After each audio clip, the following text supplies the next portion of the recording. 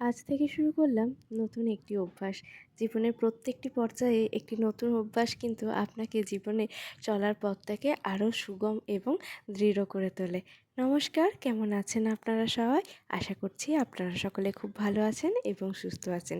আর হ্যাঁ, আজ শুভ অক্ষয় তৃতীয়া, তাই সকলকে জানাই শুভ অক্ষয় তৃতীয়ার অনেক অনেক শুভেচ্ছা আর অভিনন্দন। দেখুন কতদিন পর যে এই বকুল ফুল দেখলাম, মানে সকাল সকাল ওই যে বললাম নতুন অভ্যাস, আজকে বেরিয়ে পড়েছি মর্নিং ওয়াক। এখন বাজে ওই ভোর ৫টা মতন, আর ওদিকে সূর্য উঠে গেছে। আর দেখুন চারিদিকটা কি ভালো লাগছে। চলুন যাই এবার বাড়ির দিকে। মোটামুটি ওই এখন বাজে সকাল ৬টা মতন, আর সকাল সকাল এসেই দেখুন সমস্ত কাটাকুটি করেও রেডি করে ফেলেছি। মানে ওই যে বললাম, একটা জীবনের শুভ অভ্যাস জীবনে চলার পথটাকে আরও অনেক সুগম করে তোলে। এই যে সকাল সকাল মনটা এতটাই ফ্রেশ হয়ে গেছে যে কাজকর্ম করতে শরীরে কোনো রকম কোনো আলসেমি লাগছে না। তাই এসেই আগে চটকটে রান্নাটা বসিয়ে দিয়েছি। আর এই যে এরপরে চাটাও করে নিয়েছি। আজকে ওই রান্না করব সর্ষে পটল। ওই সর্ষের সাথে সামান্য একটু বাদামও দিয়ে দেবো, ওই চিনে বাদাম। আর হবে মাছের মাথা দিয়ে মুগের ডাল, আর হবে এঁচোড়ের তরকারি। গরমের দিনে এর থেকে বেশি আর কিছুই লাগবে না। চলো যাই এবার রান্নাটা চটপট সেরে ফেলি।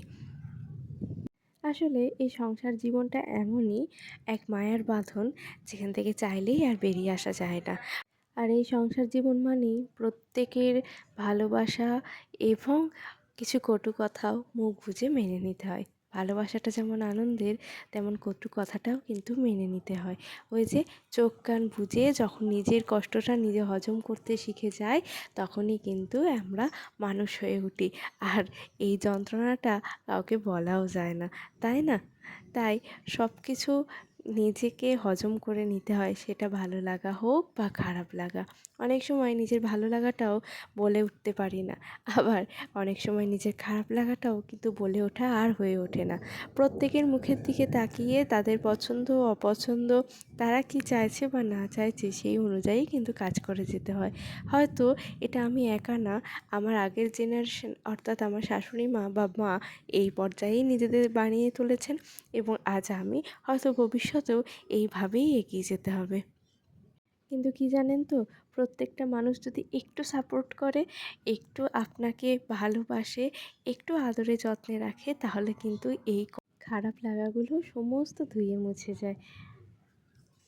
যাই হোক, আজকে সকাল থেকে একদম কিন্তু ফ্রেশ আছি। নিজেকে একদম ফ্রেশ রাখতে পেরেছি। আর এইটার একমাত্র কারণ হচ্ছে ওই যে সকালের মৃদুমন্দ বাতাস।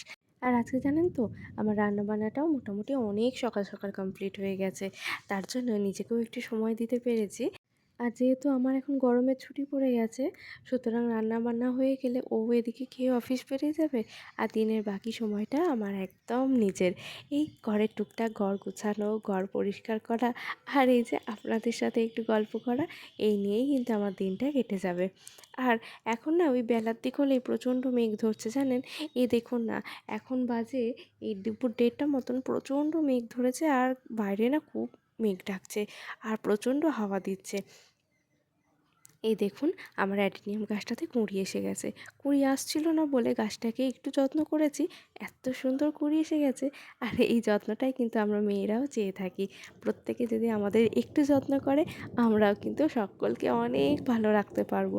আসলে নিজের মধ্যে তখন তার কোনো খেদ থাকবে না, বা কোনো মন খারাপও থাকবে না। তাই সকলকে কিন্তু তখন অনেক আনন্দে রাখতে পারবো। আমরা মেয়েরা না সব কিছু পারি, তাই না?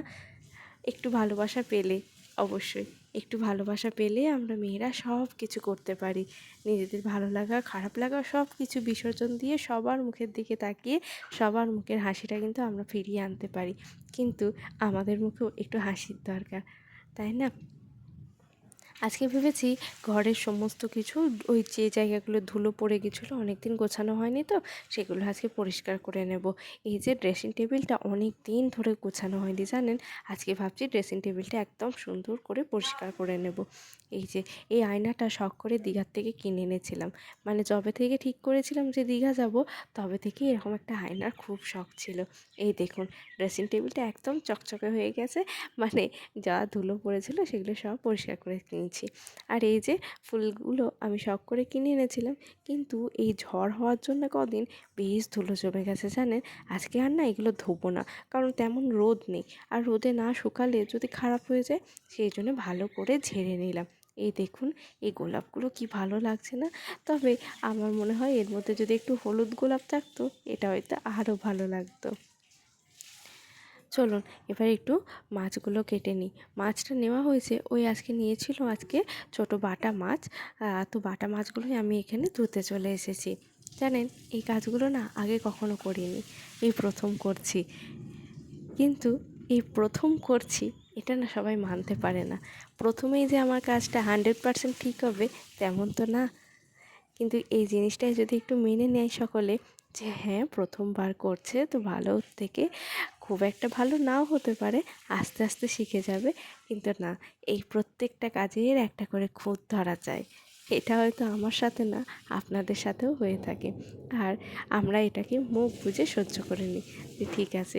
কিন্তু বিশ্বাস করুন, যদি কেউ একটু মাথায় হাত রেখে বলে যে না ঠিক আছে প্রথমবার করেছো, কোনো অসুবিধা নেই, নেক্সট টাইম আরও ভালো হবে, তাহলে বিশ্বাস করুন কাজ করার আগ্রহটা বা উৎসাহটা অনেক গুণ বেড়ে যায়। ছোটো মাছ তো খুব একটা বটিতে ভালো আঁশগুলো উঠছিল না, তাই এই ঝুড়ির খসখসে অংশটায় মাছগুলোকে একটু ঘষে নিচ্ছিলাম, যাতে সমস্ত আঁশগুলো উঠে যায়। এই মাছ খাবার সময় মুখে যদি আঁশ পড়ে না, মোটেও ভালো লাগে না। ছোটোবেলায় বাপি যখন বাড়িতে বাটা মাছ আনতো, বেশ গাটার উপর মতন চকচকে করতো, কিন্তু এইগুলো কি বাটা মাছ কে জানে, সেইভাবে চকচকেও করছে না, কিছুই না, কিন্তু বাটা মাছ বলেই বিক্রি হচ্ছে। আর আমরাও সেই বাটা মাছ ভেবেই কিন্তু কিনে খাচ্ছি।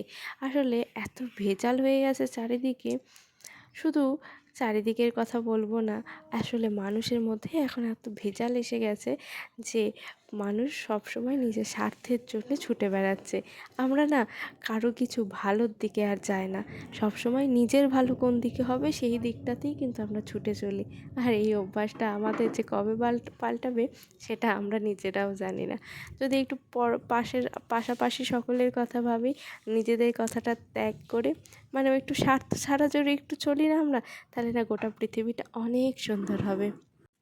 চলুন, মাছগুলোও আস্তে আস্তে আমার ধোয়া হয়ে গেল, আর খুব ভালো করে পরিষ্কার করে নিয়েছি, নইলে আবার সেই পাঁকের গন্ধ ছাড়বে তো খেতে ভালো লাগবে না। আর ওই রান্নার পরে আর কিছু কড়াই বাসন ছিল, সেগুলোও চলুন আস্তে আস্তে মেজে নিই। কিছু বাসন তো আগেই বেশি নিয়ে রান্না করার সঙ্গে সঙ্গেই মেজে নিয়েছি, আর কিছু বাসন কলতলায় নিয়ে চলে এসেছি, কারণ ওই কড়াইগুলো ওই রান্নাঘরের বেসিনে কিন্তু সেইভাবে চাপ দিয়ে মাজা যায় না, তাই ওগুলোকেও নিয়ে চলে এসেছি এই কলতলাতে। আজকে তো আর তেমন একটা রোদ নেই, তাই কোনো অসুবিধা হবে না, বেশ হাওয়া দিচ্ছে জানেন তো। আর নইলে এই কলতলাটায় প্রচণ্ড রোদ চলে আসে, আর তখন না খুব কষ্ট হয়। আজকে যখন আমি ভিডিওর ভয়েস ওভারটা দিতে বসেছি, তখন হচ্ছে দিনের শেষ ভাগ, মানে ওই সবটা তো আর একসঙ্গে দেওয়া হয়ে ওঠে না। এখন যখন বসে আছি, এটা হচ্ছে একদম ওই সন্ধ্যের দিক। তাই আজকে বুঝতে পারছি যে দিনের শুরুটা যদি একটু খুব সুন্দর হয়, দিনের শেষটাও কিন্তু অনেক সুন্দর হবে। আসলে মনটাকে শান্ত রাখতে হবে, অনেক কিছু মেনে নিতে হয়, অনেক কিছু মানিয়ে নিতে হয়, তাই মনের মধ্যে কোনো রাগ আনলে চলবে না। একটা অভ্যাস দিনকে আর নিজেকে যে কতটা ভালো রাখে, সেটা হয়তো আজকে আমি হাড়ে হাড়ে টের পাচ্ছি। আপনারাও নিজেদের মতন একটা অভ্যাস শুরু করুন, দেখুন দিনটা অনেক সুন্দর কাটবে। আর জানেন, ওই যে সকালের বকুল ফুলগুলো এনেছিলাম, সেগুলো না অনেক কটা এনে ঘরে জলে রেখে দিয়েছি। আর বিশ্বাস করবেন না, ঘরের মধ্যে এত সুগন্ধ যে কি বলবো, খুব ভালো লাগছিল জানেন। এই দেখুন, আবার হালকা হালকা রোদ উঠেছে, আর আমার বাসনপত্রও সব কিছু ধোয়া হয়ে গেছে। চলুন যাই, এবার রেখে দিই। এখন বাজে ওই 10:30 মতন, আর মোটামুটি সব কাজই কমপ্লিট করে ফেলেছি। এরপর যাবো স্নানে, স্নান করে পুজো করলেই মোটামুটি সব কাজ আজকের মতন শেষ, এবেলার মতন শেষ, আবার হবে ওবেলাতে। তাহলে চলুন যাই স্নান করতে। এদিকে আমার স্নানও শেষ হয়ে গেছে, মানে ওই বাজে এখন ওই ধরুন 12টার দিকে, আর সমস্ত কাজকর্ম এবেলার মতন তো কমপ্লিট হয়েই গেল। তাহলে চলুন আজকের ব্লগটা এখানেই শেষ করছি। সবাই ভালো থাকবেন, সুস্থ থাকবেন, আর আমার ব্লগ কেমন লাগছে অবশ্যই কিন্তু জানাবেন। আর সকলকে জানাই শুভ অক্ষয় তৃতীয়া।